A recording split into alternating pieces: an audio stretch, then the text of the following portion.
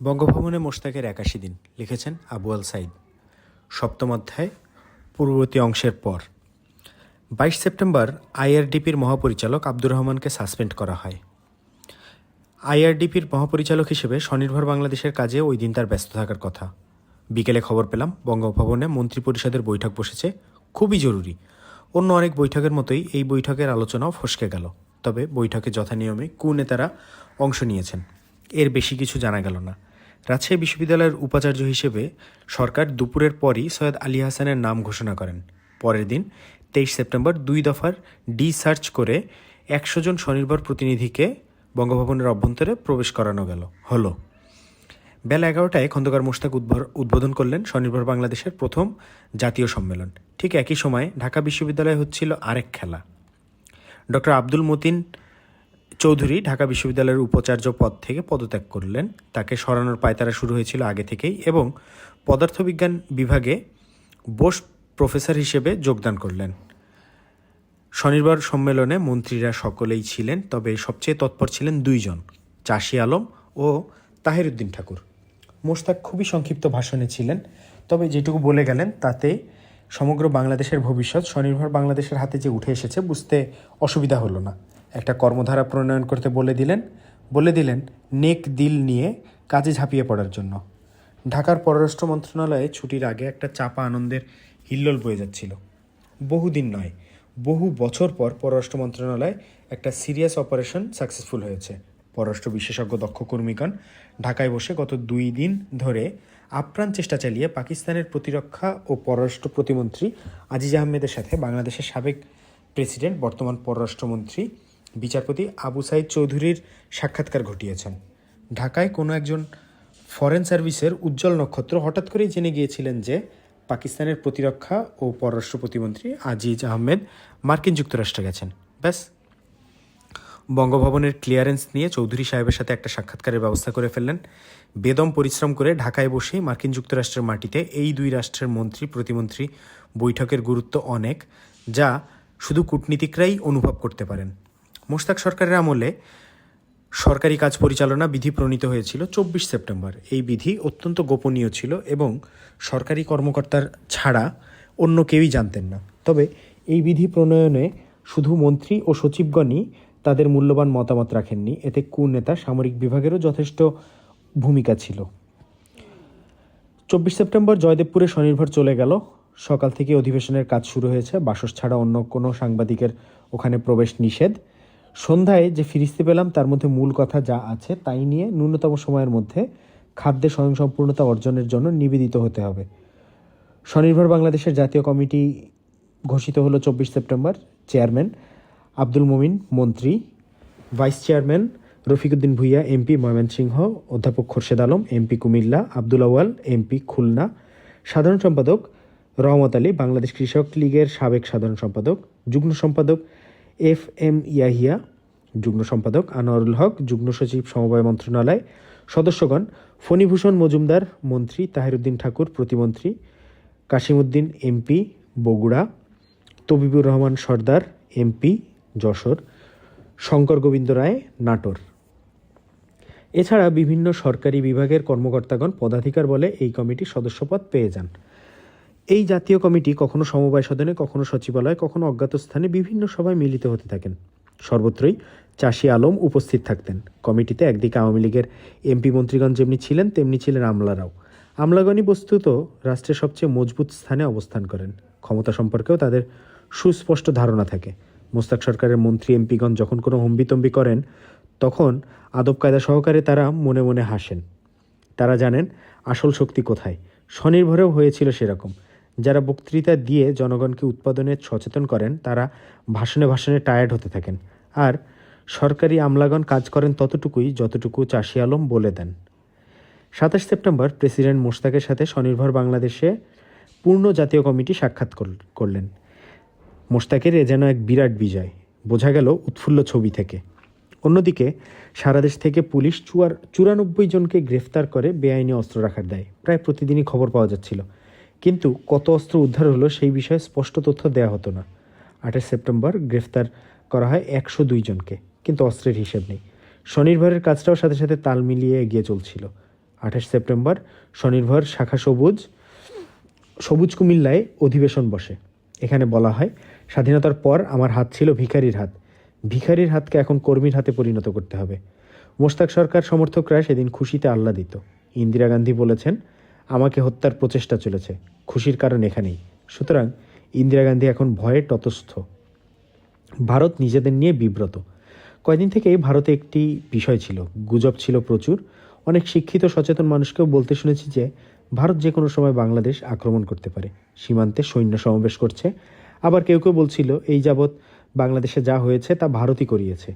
ইন্দিরা গান্ধী 15ই আগস্টের আগেই বলে দিয়েছিলেন, উপমহাদেশে একটি পরাশক্তির অশুভ চক্রান্ত শুরু হয়েছে, সাবধান। এইসব কথা বলে ইন্দিরা গান্ধী বাংলাদেশের দৃষ্টি অন্যদিকে ঘুরিয়ে দিয়েছিলেন। মোট কথা, যে কোনো মহলেই ভারত আলোচ্য বিষয়ের মতো এসে যেত। মাওলানা আব্দুল হামিদ খান ভাসানী স্বাধীনতার অল্প কিছুদিন পর থেকেই ভারত বিরোধী আন্দোলন শুরু করেছিলেন। এক পর্যায়ে তিনি আসাম, 24 পরগনা, পশ্চিমবঙ্গ সহ গ্রেট বেঙ্গলের ডাক দিয়েছিলেন। গোপন সশস্ত্র দলগুলোতে কোনো অবস্থাতেই বাংলাদেশের স্বাধীনতা স্বীকার করেনি। ওরা সবসময় বলতো, এটা ভারতের নয়া উপনিবেশ। এই জাতি ভারতের দাসত্বের শৃঙ্খলে আবদ্ধ হয়েছে। ভারত তাদের উৎপাদিত নিকৃষ্ট পণ্যের বাজার বানিয়েছে এই দেশটাকে। আর এই সবই করেছে শেখ মুজিবের পুতুল সরকার। ভাসানীর সমর্থনে বোঝা গেল, এতদিন এসব যারা বলছিল তারা মোশতাক সরকার প্রতিষ্ঠিত হওয়াতে নিশ্চিত হয়ে গেছে যে বাংলাদেশ ভারতের শৃঙ্খল থেকে বেরিয়ে এসেছে। চীন স্বীকৃতি দিয়েছে, এখন শুধু মোশতাকের শরীর থেকে আওয়ামী লীগের লেবাসটা খুলে ফেলা দরকার। অনেক চীন সমর্থক রাজনীতিকের সাথে আলাপ করে বুঝতাম যে মোশতাক লেবাসটা খুব বেশি দিন পরে থাকবেন না, কেননা ক্যান্টনমেন্টের বাসিন্দারা আওয়ামী লীগ বিরোধী। আওয়ামী লীগ যদি আবার পুরোপুরি আমেরিকার লেবাস পরেও আসে তবুও না। এর কারণ আওয়ামী লীগ চায়নি সেনাবাহিনী থাকুক। এদের সাথে তর্কে যেতাম না, এরা যা বলতো শুনে যেতাম। মোশতাক সমর্থক অন্য সম্প্রদায়টি ছিল জামাতে ইসলামী। এরা দিনে গোটা তিনেক ওয়াজ মাহফিল করতো, রাস্তায় শামিয়ানা খাটিয়ে বলতো, ইসলাম ছিল না এই দেশে এতদিন, এখন ইসলাম পুনরায় কায়েম হয়েছে, সুতরাং আমাদের ওয়াতানের জন্য কাজ করা উচিত। কওমের খাতিরে আমাদের ভারতের বিরুদ্ধে জেহাদের জন্য প্রস্তুত হওয়া উচিত। হিসেবটা হলো, বাংলাদেশের স্বাধীনতার প্রশ্নে চীনপন্থী এবং সাম্প্রদায়িক দলগুলো প্রায় একই রাজনৈতিক মত পোষণ করত। মোশতাকের সঙ্গে এদের আতাত আরও গোপন ছিল সেপ্টেম্বরের শুরু থেকে। মোশতাককেও যে এরা বড় বেশি পাত্তা দিত না, সেটা তাদের আলোচনাতেই টের পাওয়া যেত। বরং এরা সকল ক্ষমতার উৎস এবং একমাত্র উৎস মনে করত সেনাবাহিনীকে, যেন বন্দুকের নলই ক্ষমতার উৎস। এই স্লোগান তো তাদের আগে থেকেই ছিল। যাই হোক, কুয়ের পর এরাই রাস্তায় বুক ফুলিয়ে হাঁটত। সব দিক থেকে এদেরই বিজয় হয়েছে বলে তারা মনে করত। ওইদিকে বঙ্গভবন থেকে এক একটি মন্তব্য আসতো, যেন স্বাধীনতা থেকে শুরু করে সব কিছু তাদের হাতেই সম্পন্ন হয়েছে। আওয়ামী লীগের 3.5 বছরে যে ভালো কাজটুকু হয়েছে তাও তারাই করেছে। যেমন 25 সেপ্টেম্বর মোশতাক সরকার একটা অতিরিক্ত সরকারি গেজেট প্রকাশ করেন এবং সেখানে বললেন, 1974-75 বোরো মৌসুমে 22,49,680 টন চাল উৎপাদন করা হয়েছে। 1973-74 বছরের চেয়ে 29,680 টন বেশি। গেজেটটা আমাদের হাতে আসে 29 সেপ্টেম্বর। ব্যাপারটা কি হাস্যকর নয়? মোশতাক গদি দখল করেছেন 15ই আগস্ট, 25 সেপ্টেম্বর এই গেজেটটি প্রকাশ করেছেন। অর্থাৎ 40 দিন পর তিনি বলে দিলেন গত বছরের চেয়ে প্রায় 30,000 টন বেশি ধান উৎপাদন হয়েছে।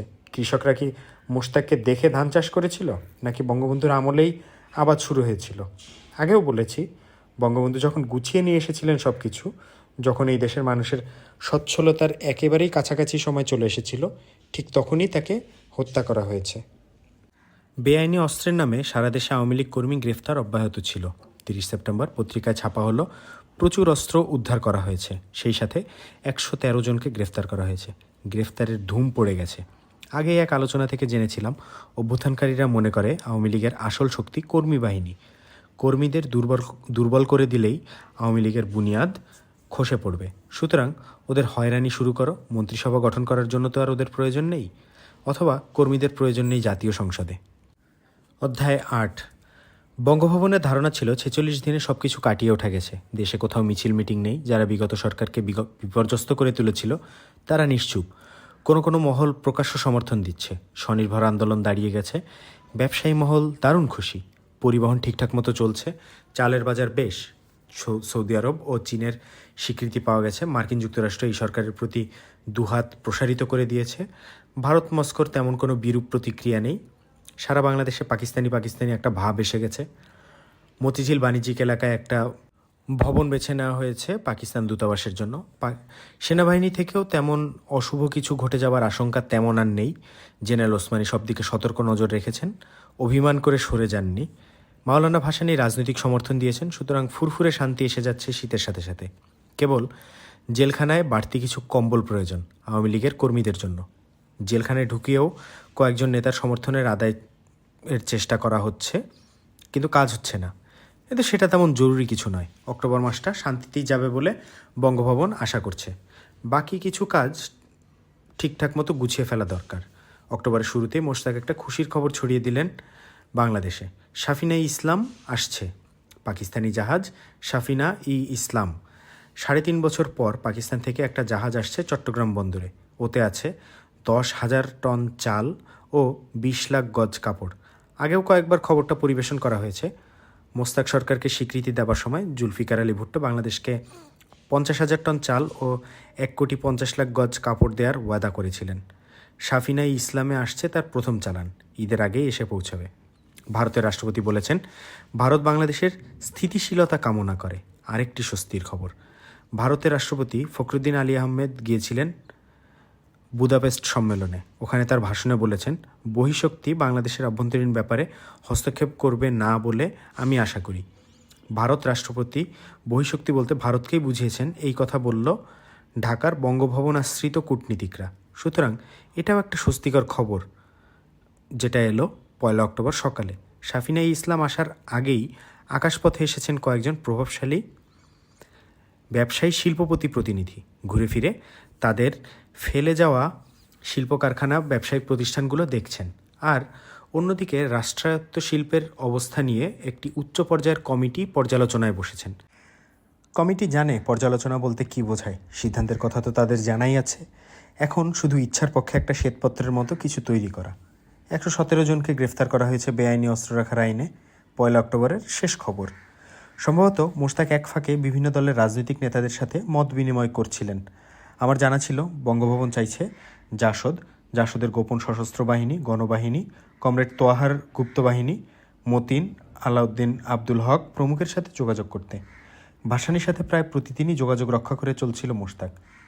সেপ্টেম্বরের শেষ দিকেই মোশতাক আরও কয়েকটি সাধারণ দলের নেতাদের সাথে যে যোগাযোগ স্থাপন করেছেন তার খবর বঙ্গভবনের বাইরেই পাওয়া যাচ্ছিল। ঈদের ছুটির মুখে ঘোষণা করা হলো 3 দিনের বদলে এবার ঈদের ছুটি হবে 6 দিন। আর সেই সাথেই সামরিক আইনের একটা সংশোধনী এনে অপরাধ তদন্তকারী কর্মকর্তাদের আরও বেশি ক্ষমতা প্রদান করা হলো। এইসব মোশতাক 2 অক্টোবর ঘোষণা করে। 1. 1976-এর 15ই আগস্ট থেকে রাজনৈতিক তৎপরতা শুরু হবে। 2. 1977-এর 28শে ফেব্রুয়ারিতে সাধারণ নির্বাচন হবে। 3. অভিযোগ ছাড়া যাদেরকে গ্রেফতার করা হয়েছে সেই সব রাজনীতিককে ছেড়ে দেওয়া হবে। 4.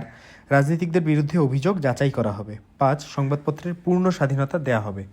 6. বিচার বিভাগের মর্যাদা পুনঃপ্রতিষ্ঠা করা হবে। মোশতাক এই ঘোষণা দেন সন্ধ্যায় জাতির উদ্দেশ্যে প্রদত্ত বেতার টেলিভিশনের ভাষণে। সুপ্রিম কোর্টের বিচারপতি সাত্তারকে চেয়ারম্যান করে রাজবন্দীদের অভিযোগগুলো যাচাই করার জন্য 3 সদস্যের একটি পর্যালোচনা বোর্ড গঠন করা হয়েছে বলে তিনি আশ্বাস দেন। বাকি 2 জন হলেন বিচারপতি মুজিবুর রহমান খান ও বিচারপতি আব্দুল জাবির। মোশতাক ভাষণটি দিচ্ছিলেন লাইলাতুল কদর উপলক্ষে। ঘোষণা করা হয় 1000 নিরাপত্তাবন্দীকে মুক্তি দেওয়া হবে। এই সময় আওয়ামী লীগ কর্মী গ্রেফতার হয়ে গেছে প্রায় 2000। এবং যখন মোশতাক ভাষণ দিচ্ছিলেন তখন অর্থাৎ 2 অক্টোবরও 90 জনকে গ্রেফতার করা হয়েছে। শুক্রবার জুমাতুল বিদা উপলক্ষে মুসলিম মিশন প্রধানের সাথে মোশতাক নামাজ আদায় করেন। ওই দিন মিজানুর রহমান চৌধুরীকে পাওয়া গেল মুসলিম সংহতি মিশনের আলোচনা সভায়। জুমাতুল বিদা উপলক্ষে মুসলিম সংহতি মিশন আলোচনা সভার আয়োজন করেছিল। এতে অন্যদের মধ্যে বক্তব্য রাখেন ডক্টর মীর ফখরুজ্জামান, মাদ্রাসা শিক্ষক সমিতির সাধারণ সম্পাদক খন্দকার নাসিরউদ্দিন, সংহতি মিশনের সম্পাদক নাজমুল কালাম সিদ্দিকী, বাংলাদেশ আরব মৈত্রী সমিতির সভাপতি সৈয়দ আহমদ। অধ্যায় 9।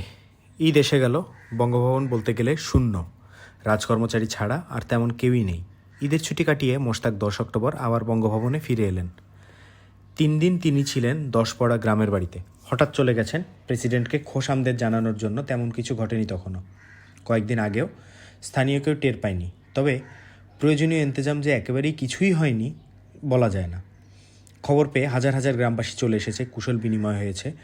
গার্ড রেজিমেন্টকে একটু বেশি তটস্থ থাকতে হয়েছে, তবে বেশিরভাগ সময় তিনি বিশ্রাম নিয়েছেন, ভাবনায় ডুবে গিয়েছেন।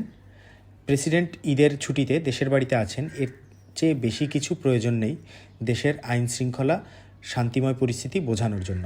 অবশ্য তার নিজের মনেও বেশ স্বস্তি ছিল। উৎকণ্ঠা কেটে যাচ্ছিল একটার পর একটা। গেল হপ্তাহে মেজর জেনারেল শফিউল্লাহ ক্যান্টনমেন্ট থেকে বিদায় সংবর্ধনা নিয়ে চলে গেলেন। বিদায় সংবর্ধনা অনুষ্ঠানটি অত্যন্ত নিরুদ্বেগ পরিবেশে ঘটে গেছে।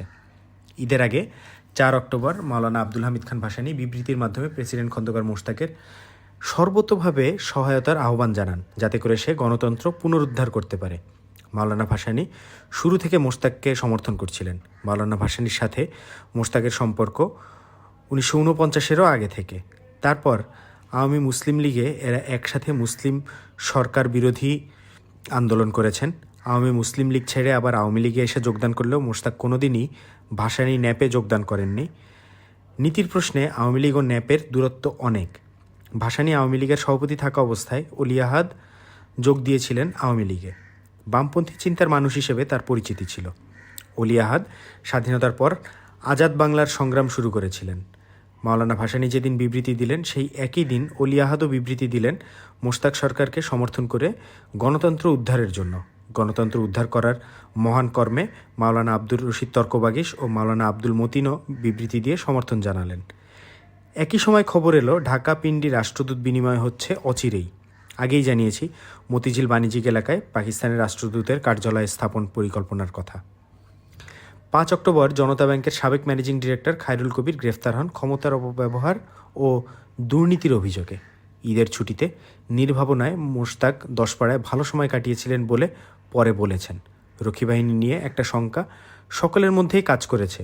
রক্ষী বাহিনীকে আত্মসমর্পণ করানো হয়নি, অস্ত্রগুলোও নেওয়া হয়নি।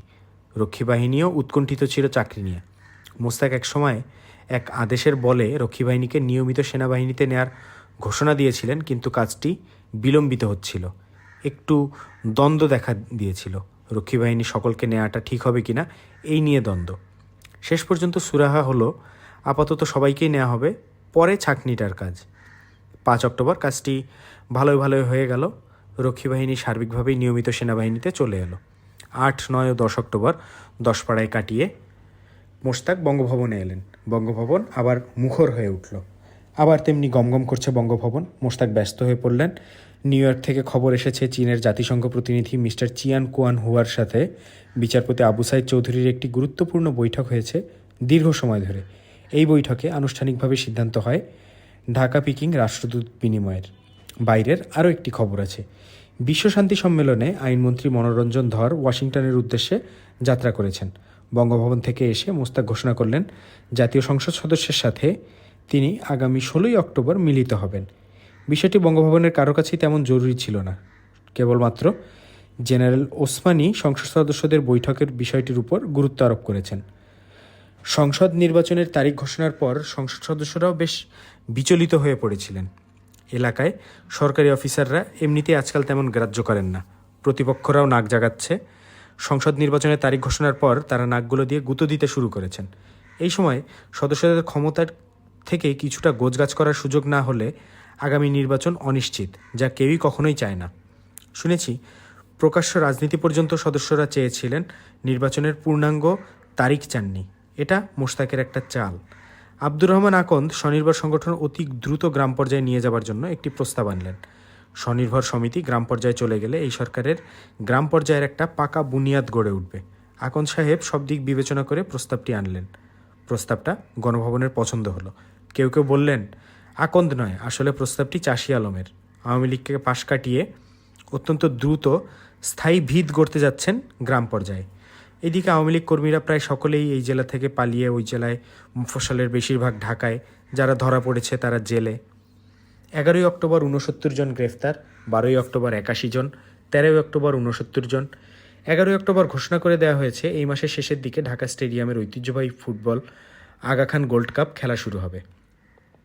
দেশের বাইরে থেকেও কয়েকটি দল আসবে, অর্থাৎ দেশে তেমন কোনো অসুবিধাই নেই। ঠান্ডা হাওয়া বইছে। অনেক ঘটা করে রেড ক্রস নিয়ে তদন্ত শুরু হয়েছিল, বলা হচ্ছিল অনেক কিছু। কোটি কোটি টাকা আত্মসাতের খবর পাওয়া যাবে চোরাচালানের, ক্ষমতা অপব্যবহারের, দুর্নীতির, স্বজনপ্রীতির। আগে থেকেই ঘোষণা করা হয়েছিল 14 অক্টোবরের মধ্যেই প্রকাশিত হবে রেড ক্রস সম্পর্কিত শ্বেতপত্র। যথাসময়ে শ্বেতপত্র প্রকাশিত হলো। এটা খবরই পাওয়া গেল স্রেফ বাসসের মাধ্যমে। ছুটে গিয়ে লিখিত কোনো রিপোর্ট পেলাম না। সংশ্লিষ্ট তদন্তকারীরা বললেন আছে, প্রিন্ট করে মার্কেটে ছাড়া হবে। টানাটানি করার এক পর্যায়ে নিশ্চিত হলাম আসলে তদন্ত করে কিছুই পাওয়া যায়নি, যা তারা আশা করেছিলেন, অথবা তদন্ত শেষ করতে পারেননি। অথচ রেড ক্রসের কাগজপত্র একটা উধাও হয়নি। 71-এর দলিলপত্রের মতোই আগেই আমরা জেনে নিয়েছিলাম। বাসস শুধু খবর দিল শ্বেতপত্র প্রকাশিত হয়েছে, যথাসময়ে অডিট শেষ হয়নি, তদন্ত পুরোদমে চলছে। 15ই অক্টোবর বোধ করি সবচেয়ে বেশি সময় ধরে মন্ত্রিসভার বৈঠক চলল। অভ্যুত্থানকারীরা, সামরিক অফিসাররা প্রায় পুরোটা সময়ই ছিলেন বৈঠকে। মাঝে মাঝে তারা উঠলেও একসাথে সবাই উঠতেন না, কেউ না কেউ থাকতেন। মন্ত্রিপরিষদ, সংসদ সদস্যের ভেতরে দানা বেঁধে ওঠা অসন্তোষের বিষয়ে ব্যাপক আলোচনা হলো। বাজারে চালের মূল্য নিয়ে কথাবার্তা হলো। আন্ডারগ্রাউন্ড সশস্ত্র বাহিনী নিয়ে আলাপ হলো। সবচেয়ে গুরুত্বপূর্ণ আলোচনা হলো যে প্রেসিডেন্টের কাছে দেশ বিদেশ থেকে অনুরোধ আসছে, ধর্মভিত্তিক রাজনৈতিক দল গঠনের অধিকার জনগণকে দিতেই হবে। মোশতাক নিজেই বলল, যদি নির্ধারিত সময়ে প্রকাশ্যে রাজনৈতিক তৎপরতার সুযোগ দেওয়া হয় তবে সেই সময়ই তাদের সেই সুযোগটা দিতে হবে, এবং তাই যদি হয় তবে মূলত আলবদর রাজাকাররাই দল গঠন করে ফেলবে। পাবলিক এই পরিস্থিতিতে হয়তো আর তেমন প্রতিবাদ তুলবে না, আর বিগত 3 দশক ধরে উল্লিখিত আলবদর রাজাকার শান্তি কমিটির দালালরাই ধর্মভিত্তিক রাজনীতিক হিসেবে পরিচিত। সুতরাং এই জন্য যা করা উচিত তা হলো রাজনৈতিক মোকাবেলা, এছাড়া কোনো উপায় নেই। মোশতাক মন্ত্রীদের বুঝিয়ে বললেন, আর যদি সে ক্ষমতায় বুদ্ধি করে না আসতো তবে ওরা আরও অনেক সহজে চলে আসতো। মোশতাকের পক্ষে এই অবস্থা বেশি দিন ঠেকিয়ে রাখা সম্ভব না। সেদিন মন্ত্রিপরিষদের এই বিষয়টি নিয়ে ব্যাপক আলোচনা হয়েছে। দেশে সাম্প্রদায়িক দাঙ্গা পুনরায় শুরু হতে পারে এই আশঙ্কা প্রকাশ করা হলো।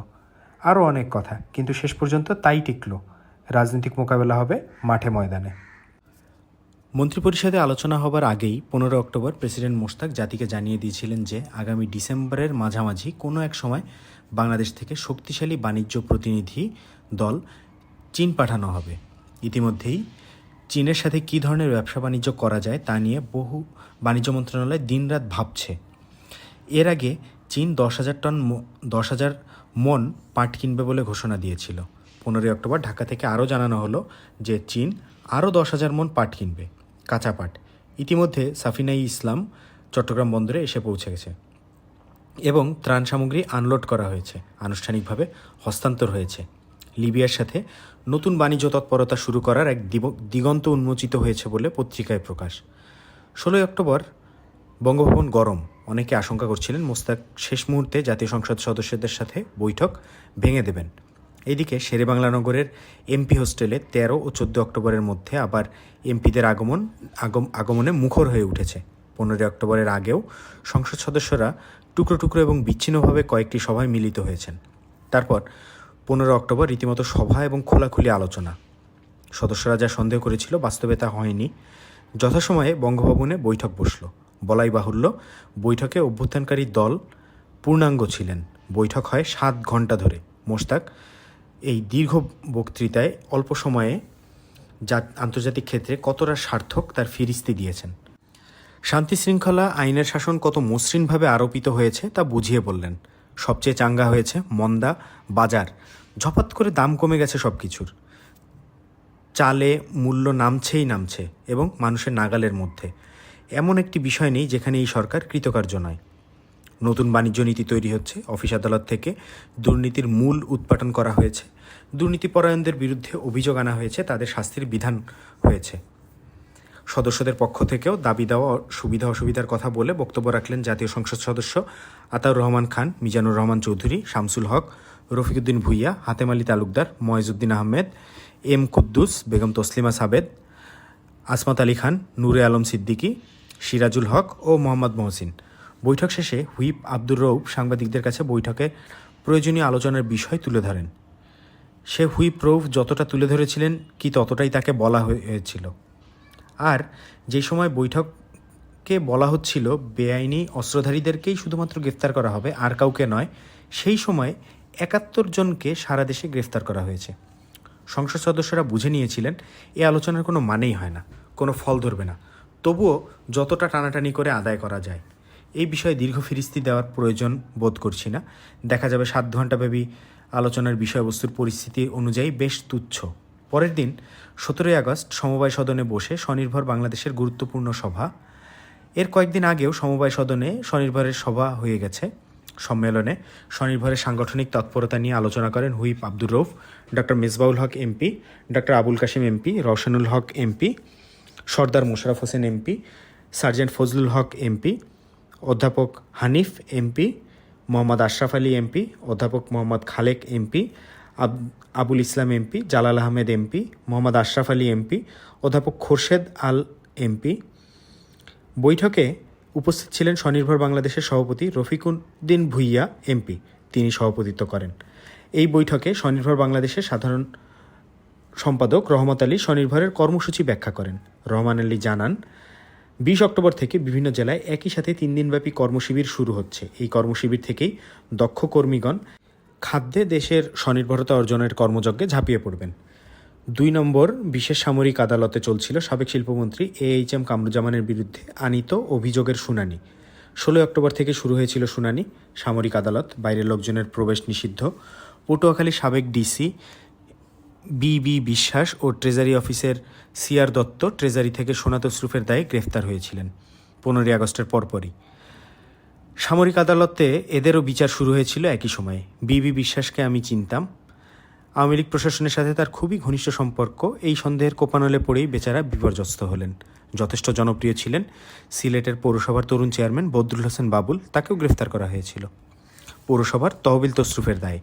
শুনেছি বাবুলকে গ্রেফতার করলে সিলেট শহরে তার বিরূপ প্রতিক্রিয়া হতে পারে, এই ধরনের সন্দেহ ছিল স্থানীয় পুলিশের। যাই হোক, তাকে গ্রেফতার করে এমন একটা বিরাট কাজ করে ফেলেছে, পত্রিকার ভাষায় এমনটাই বোঝানো হয়েছে। 18 অক্টোবর তারিখটি ছিল মোশতাকের জন্য গুরুত্বপূর্ণ, এটা তার নিজেরই বক্তব্য। ঢাকা বিশ্ববিদ্যালয় খুলে দেয়া হলো। অনেকেই হা হা করে ওঠে। কেউ কেউ বলল মোশতাক আগুনের দরজাটা খুলে দিলেন নিজের হাতে। 15ই আগস্ট 1975 বঙ্গবন্ধু ঢাকা বিশ্ববিদ্যালয়ে আসার কথা ছিল। সেই 15ই আগস্টটি অনির্দিষ্টকালের জন্য বিশ্ববিদ্যালয় বন্ধ হয়ে গেল। হলগুলো খালি করে দিতে হলো অনতিবিলম্বে। ছাত্রলীগের মোটামুটি পরিচিত কর্মী নেতারা তো আগেই গা ঢাকা দিয়েছিল। প্রথম দিন তেমন কোনো ছাত্রছাত্রী আসেনি।